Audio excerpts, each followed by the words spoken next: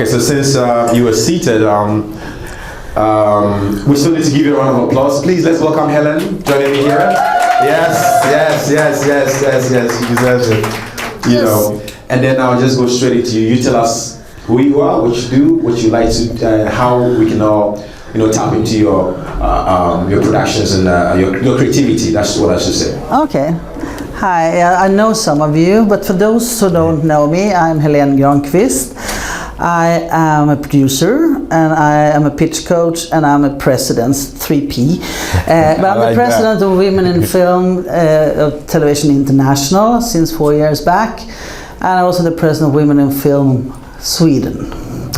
And I'm one of the founding members of ARTEF, the Anti-Racist Task Force for European Film, which I'm also very proud of. Wow. Yeah. So what else? Creativity, you said. Yeah, that's what I said. Yeah. But I need to. Can I comment on Adam? Yeah, you can. No, but I think I've always been an activist and I think it's because I'm a bit dysfunctional. So if I'm not an activist, I will just fight all the time, but if I'm an activist, I have a space for my will, which is very important because it really pisses me off when things are bad. And then what is bad and what is good, of course, it goes back to our history. And once I was asked by a radio journalist in Sweden, as an activist, will you ever be satisfied? And then I said, yeah, when we have blind directors. Wow. Yeah, and you know why? I grew up with a blind mother and in a blind community, and I could see. So I think it was. Have you met Adam before? Actually, we talked for the first time a couple of weeks ago, and I would like to share with you what I heard when I talked to Adam. He's not in the room right now. He's gone, yeah. No, but it's for the rest of you, it's not for Adam. He knows already. No, but when I talked to him, because my mother passed away many years ago, so I have not been in blind communities for a long time, but I brought my childhood there. So when I talked to Adam, he says, yeah, but just because you can't see doesn't mean you don't have a capacity. Your skills when it comes to feeling energies, telepathic skills, and there was one more thing he said. I will get it, but it was this kind of, and I remember that my mother, she never used an alarm clock in the morning. And she died before I asked her, how the heck did you do that? But she just, when do you want to go up? And then I say, maybe 5:30, and then she just woke up. And much later in my life, how did she do it? But she knew how to do it. Exactly. And when I talked to Adam, he says, when you make films, you don't need your sight, you need your visions. And he said, and then you work with very talented heads of departments. And my background, today I'm a producer, but I was educated as a production designer. And when I worked as a production designer, I loved when a director or producer gave me their trust and said, this is my vision. Can you take care of my vision in your department and do your best out of it? You see? Exactly. And that was so it was so beautiful to talk to Adam. It really brought me back to my childhood, but it also brought me into the future. I think he managed to somehow make my life bigger. To see without him knowing. You do we know? I don't know. What we all know is that we need change. Absolutely. Then the vision of what kind of change we are aiming for can be different. But if there is a person who says, I don't want change, it's not interesting me, because I think we need change. And we all know that. Okay, so I have a question for you. Yeah, I can continue if you don't know that. Well, talking about change, sorry to cut in, but I just want to jump in there. So how are you using your productions to accelerate change? Yeah, I think I can answer you on many levels, and I think I'm a person who always think on many levels, because I think we live more than one life at the same time. Absolutely. I think I live a life inside myself. Right. And I think that is the hardest life to live, right? Yeah. Because when you judge yourself, who do you want to be? I had a conversation with a young director because I used to use the moment of my death. Who do I want to be the moment I die? Can I look in my own eyes? So we have our inner life. And I think what I'm aiming for is some kind of peace, I think. Inner peace? Inner peace. I think that is something we all need. We all need, yeah. Right. And then we have relations. And that is what I call the projects, when we deal with the projects. And I think I've been working in the industry since I was 16. I'm 60 now. And I think I love productions. I started with theater when I was 16, and I don't think it was the theater itself that interested me. I think it was the energy when people do things together. Yes. With an aim. Yes. And it can be good or it can be bad. Right. And if you have had good experiences, you always want to go back to that experience. You have a common flow. Right. And I think that common flow appears when we dream about something together. When we see something that no one else can see, we project it on the future, and there is something we are dreaming of together, and then we start to create, right? And then we have the audience. Yes. Yeah, and I think this, can we do something to the audience? I'm not talking about selling tickets, you know, that's maybe interest me too less, but can we influence the audience in a certain direction? Yes, I think we can. Yes. I think what we show is the picture of the world we imagine. I had a friend, a Polish director. She made a film about, it was a queer film. Okay. It was about a love story between a poor lesbian girl and an older, rich, married woman. Okay. Yeah. And I remember when I saw that film, oh my God, because in the film they didn't care about class. And it was really natural that it was the same-sex relation. I said, oh my God, I didn't know that Poland was that open-minded. Yeah. So I told this director, I was so impressed by Poland. She said, I'm a filmmaker. It's fiction. That was her vision of the Poland she wants to live in. You see? And she fooled me, because she made me believe that a country like Poland was very open-minded. So then we have the relation to the audience. When the audience can see something, when you can see yourself, when you can see yourself in a position, in a role, in a relation, that, so to say, move you in a way. I think that's really important. And then we have the fourth element that I find very interesting, and that is the planets. I was just about to say, does it start with a P as well? Yes. You know, I have something with P. My name is PY. Yes. Okay, let's continue. We have something. No, but I think you can always reflect on what you do in a bigger perspective. Absolutely. And of course, then you have to confront yourself and go back to your inner self. Does it matter what I do? Who the fuck am I? Can I say that I'm important? Very often when we think of ourselves as important, we think of ourselves as more important than someone else. But I don't believe in that. I believe in that we all find this kind of importance inside ourselves. Okay. And not compare our importance to other people. Are you? I'm following. You get my point? Yeah. And I think it's not a competition. Huh? It's not a competition. It's not a competition. Right. Hey. And I think,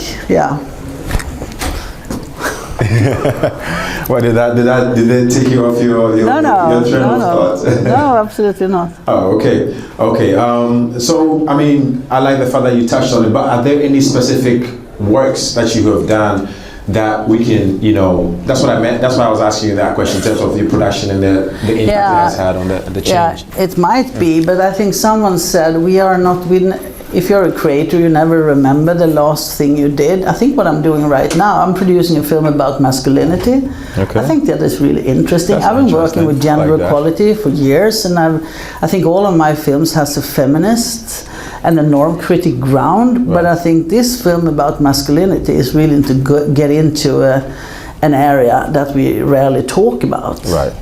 And so, if I should mention something, so it would be that for the future. Then I was also saying, I don't look at myself as mostly a producer right now. Okay. I do produce, but I think my WIFTI job is, when I'm here in Cannes, I feel I'm more here representing our network and our community and the work from our community. Absolutely. When I'm in Cannes, I don't think of myself as a producer. I'm sorry, but not. Okay. I think the movement, the international movement we have, is what, so to say, takes my attention. Absolutely. Absolutely. Yeah. Well, I know you and Harry, as you said earlier on. Yeah. But before you leave us, is there any specific message you'd like to share with our audience before we wrap up here? Because I would love to talk to you some more, honestly, and I'd like to get to know you some more. Especially since my name starts with P. That's just a joke.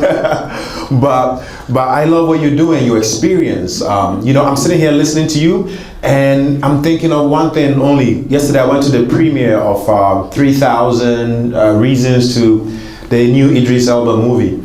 And the lead character called Athea in the movie, as you were talking, I'm just getting that vision, because it's about stories, and how we live our stories, the myth, whether it's a myth or it's a reality or it's true or it's, whatever the story is.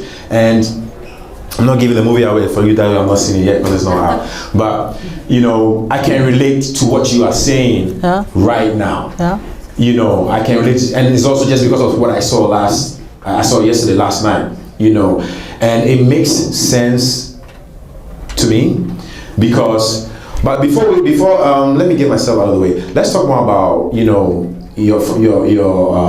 women in film and what maybe you are currently. Is there any particular project that you're currently working on, and what kind of collaborations are you doing? Are you working with any women organizations from Africa or elsewhere? Yeah, but I'm very proud of, because when I started 4 years ago with Women in Film, we were a very American organization. We did have chapters all over the world, but very much of my mission has been to encourage the start of new chapters. And we have had in Africa the start of WIFT Africa. It's a Pan-African network. WIFT Nigeria and WIFT Women in Film and Media Nigeria, started by Ajoke Silva. I don't know if you are or not. No, you don't know her. Yeah.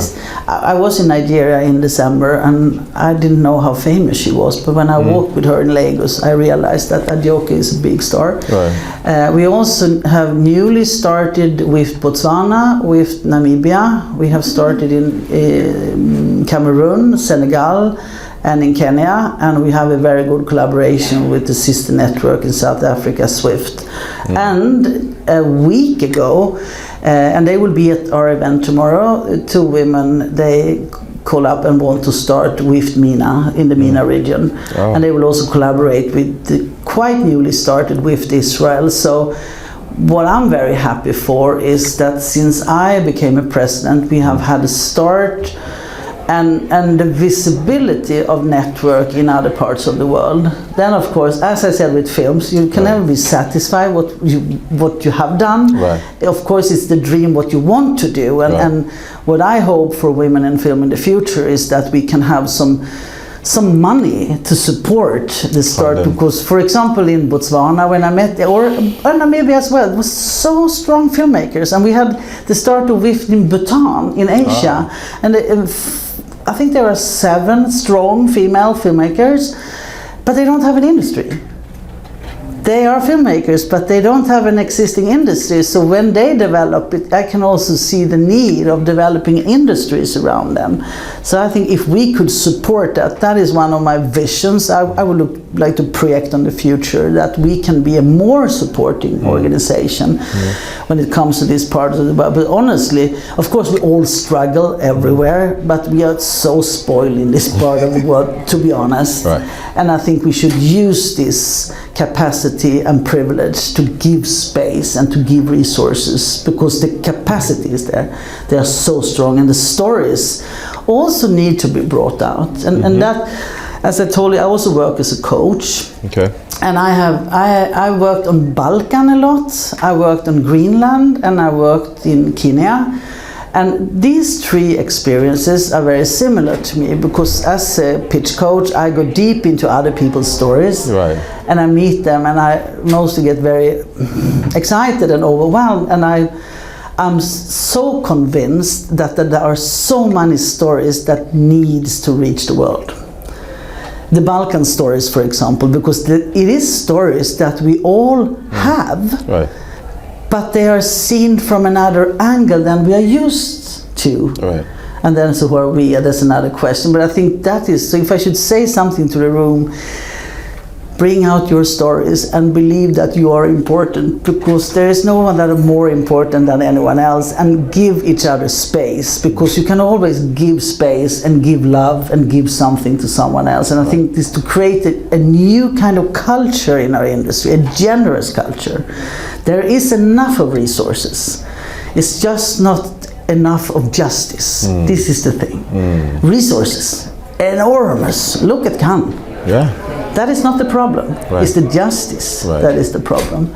And if we, all of us, believe that it's possible to find new ways to get these stories out, I think that is the most important. And from a WIFTI side, I think it's to give space, to give voice, and to give resources. Absolutely. Can that be the last words? And then I can run.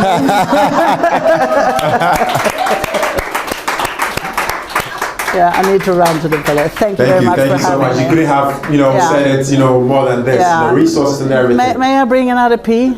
Another P? Yeah, but I must say Prudence Cologne, such a heroine. A big warm applause for Prudence. I don't know if she's in the room, but if she is. She's right there. She's right there. Thank you for having me, and thanks for what you're doing. Yeah. Okay. Thank you, Helen. Thank you so much. Thank you so much.